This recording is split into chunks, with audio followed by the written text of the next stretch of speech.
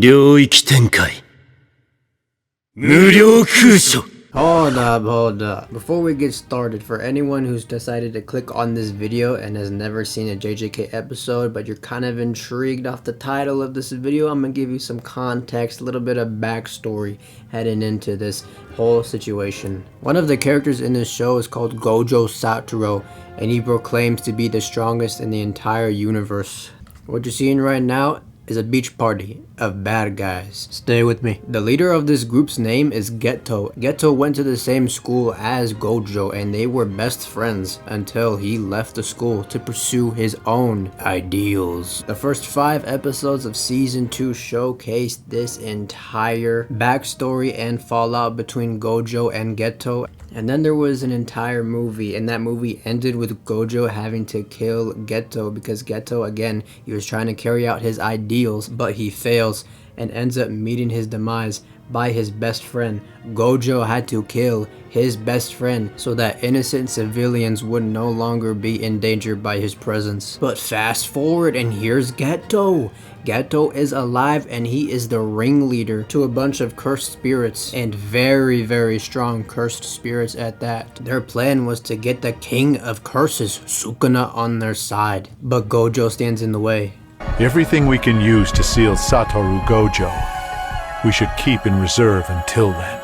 Geto and his other cursed spirit friends have been planning this attack. The entire arc is called Shibuya Incident. That does not sound good, bro. But with all that context, now you can get a little gist of what's going on and exactly why it matters so much in this episode. Let's go. So we start off this episode in a very unnatural way. They're like interviewing, I don't even know. They're like answering a question like, oh, what does Satoru Gojo mean to you? And then they give off their opinions, but most importantly, they realize that he is the strongest. And then it cuts.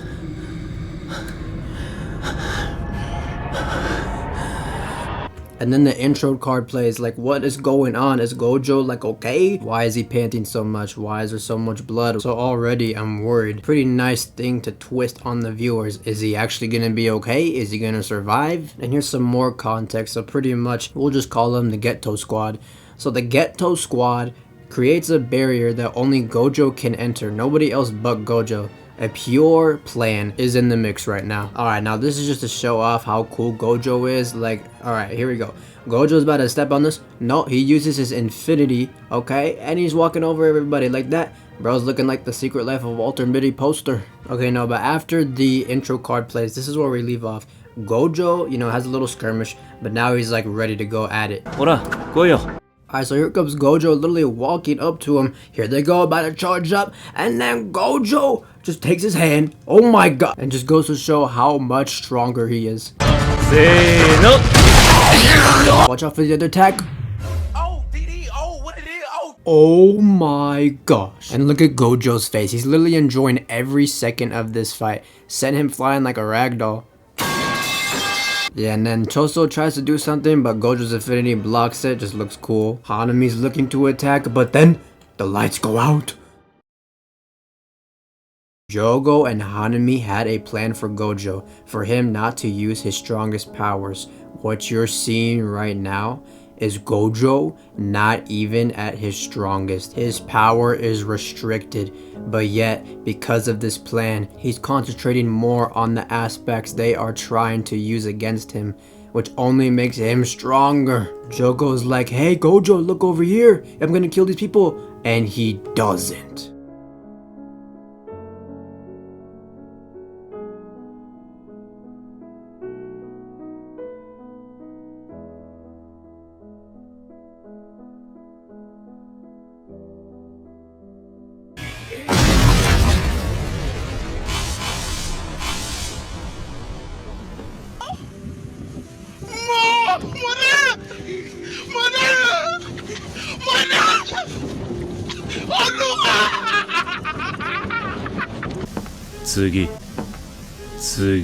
Oh my god. Jogo is not trying to hear that, so he's running and he needs help.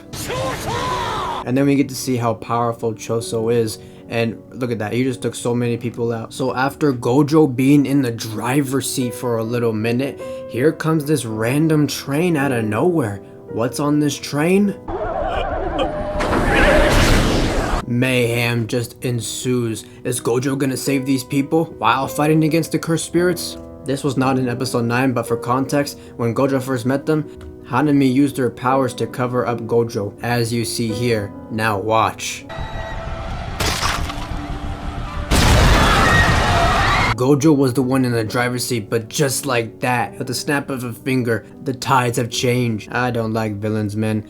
I rarely give them any respect, but I gotta pay where the respects are due. This scene gave me chills.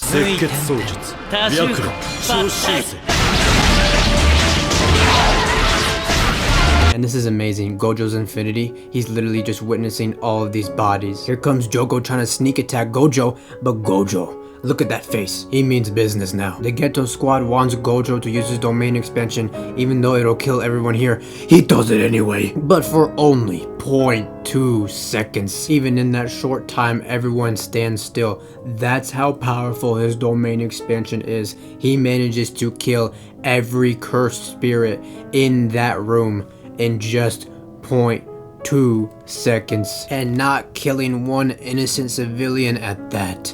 Gojo did the impossible. Even in the most dire circumstances, Gojo proves that he can do it. Truly inspirational. What I love about this episode is the flip-flop of all these people in control. It was Gojo, then it was Geto squad, then it was Gojo, then here we go. Yeah, Satoru.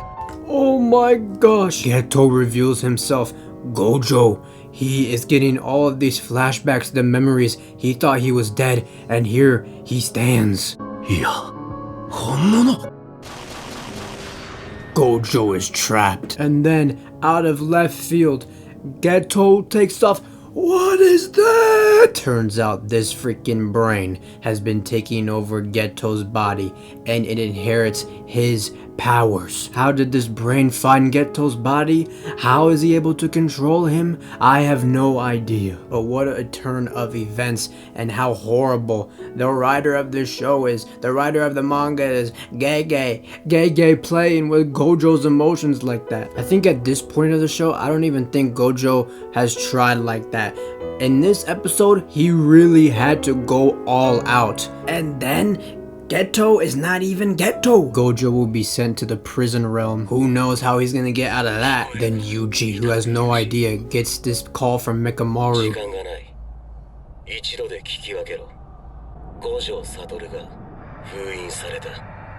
And that's how the episode ends. Absolute cinema. I just loved the direction of the episode. Gojo just shows up, he's in his element, and then it takes a turn. Like, it's not gonna be easy for you, Gojo.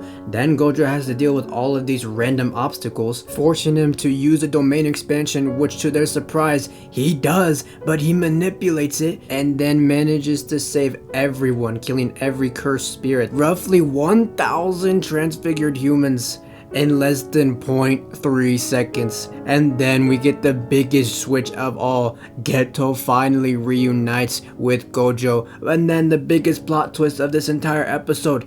Geto is not Geto. A random brain is controlling Geto, and apparently he can use his powers. Fate Geto's planned work.